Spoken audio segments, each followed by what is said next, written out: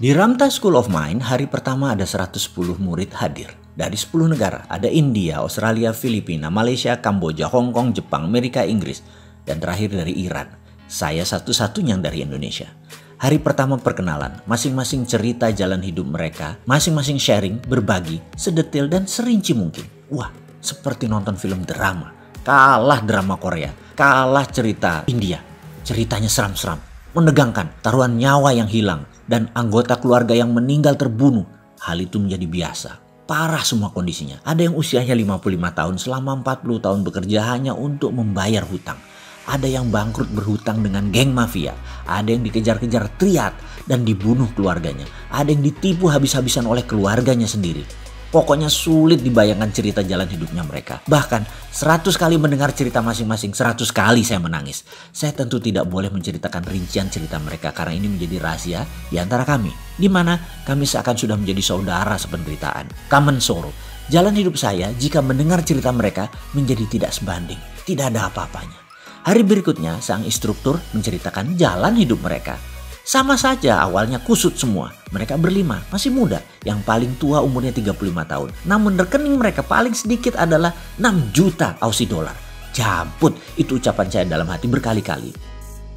Pelajaran ini adalah pelajaran yang fair dan adil. Kenapa? Kami dilihatkan ATM mereka. Mereka tidak berdusta. Kenapa saya sebut ini adil? Karena instrukturnya yang 5 orang ini semuanya milioner. Jadi mengajarkan kekayaan dan kemakmuran diajarkan oleh orang yang milioner itu menjadi fair dilihatnya. Mereka tidak berdusta. Mereka tidak berdusta. Diperlihatkan keesokan harinya bagaimana uang itu ada bersama mereka, datang kepada mereka. Mulai melek mata saya. Mulai lompatan-lompatan kecil liar di otak saya berjalan. Gitu ya berkali-kali. Hari berikutnya pelajaran dimulai. Formasi setengah lingkaran tanpa meja. Pelajaran trespassing namanya.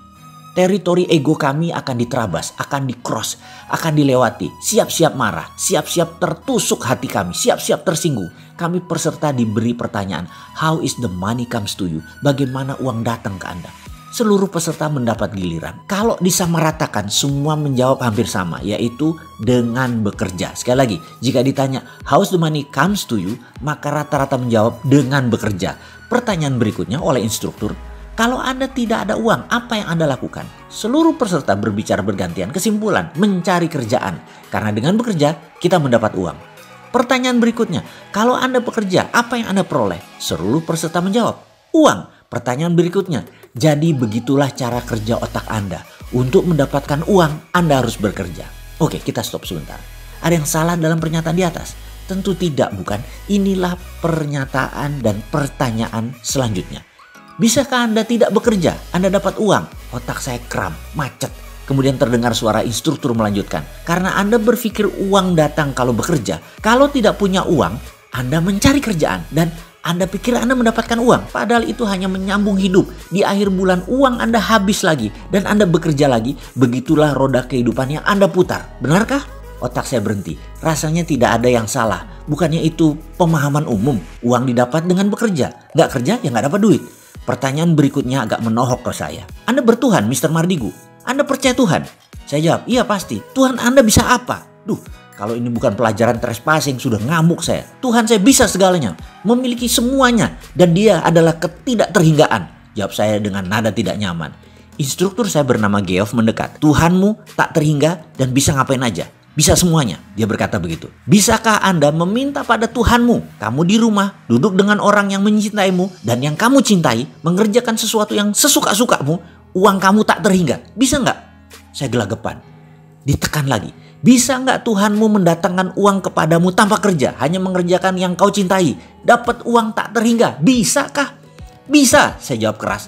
Kenapa kamu tidak minta itu? Kenapa kamu tidak minta kepada Tuhanmu, kepada Allah? Ya Allah, saya mau berkumpul dengan orang yang saya cintai, mengerjakan sesuatu yang saya sukai, menyenangkan banyak orang, santai, membuat sehat, membuat pinter, membantu alam, dan dapat duit tidak terhingga. Kenapa kamu gak minta kayak gitu? Kenapa kamu gak taruh kata-kata itu dalam pikiranmu? Kenapa milih yang repot, yang capek, yang buat frustrasi? Kenapa harus kerja? Kenapa gak langsung dapat duitnya aja? Sekali lagi, kenapa kamu minta kerja baru dapat uang? Nada suaranya meninggi dan mengeras. Saya pun tidak menjawab. Saya juga bingung, kenapa saya harus bekerja untuk dapat uang? Kenapa nggak diem aja atau mengerjakan sesuatu yang enak dan santai saja? Tapi kenyataannya kan orang harus kerja apapun itu. Buktinya banyak orang yang santai-santai malah masuk jurang kemiskinan. Ini maksudnya. Jadi saya harus apa? Geoff menekan saya lagi. Kalau Anda datang ke sini hanya mempertahankan dan mempertanyakan hal-hal dasar, Anda siap-siap kecewa. Kalau Anda percaya Anda yang menentukan nasib Anda, siap-siap terkejut. Kalau Anda percaya nasib bukan di tangan Anda pasti kecewa. Kalau Anda percaya Tuhan bisa melakukan apapun dan Anda bisa mendapatkan apapun, kalau Anda percaya garis tangan sudah ditentukan sebelumnya, Anda pasti frustasi. Kalau Anda percaya Anda menulis jalan hidup Anda sendiri, Anda pasti menemukan jalan keluar. Kalau Anda banyak berpikir dan mempertanyakan metode pelajaran selama 7 hari ke depan, siap-siap angkat koper karena Anda tidak mendapatkan apa-apa. Kalau Anda pasrah dan percaya Anda sangat diuntungkan karena semuanya itu mudah.